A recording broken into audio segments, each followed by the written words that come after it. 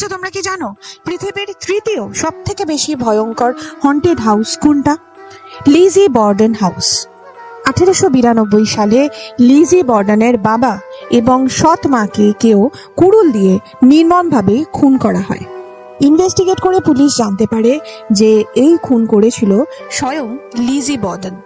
আজও এই বাড়িতে শোনা যায় মাঝরাতে কারো পায়ের শব্দ, কোনো মহিলার হাসির শব্দ, এমনকি জানলায় দাঁড়িয়ে থাকতে দেখা যায় একজন মহিলার ছায়ামূর্তিকে। অনেক বড় বড় প্যারানর্মাল ইনভেস্টিগেটররা কিন্তু এখানে এসেছেন এবং নেগেটিভ এন্টিটির খোঁজ পেয়েছেন। এরকমই একজন বিখ্যাত প্যারানর্মাল ইনভেস্টিগেটর, যিনি ইনভেস্টিগেট করেছিলেন লিজি বর্ডেন জীবনের শেষ দিনগুলো যেই বাড়িতে কাটিয়েছিলেন সেই বাড়িতে। শোনা যায় এই বাড়িতে নাকি আছে একটি পোর্টাল, অর্থাৎ ইহলোক এবং পরলোকের মধ্যে একটি সূক্ষ্ম দরজা।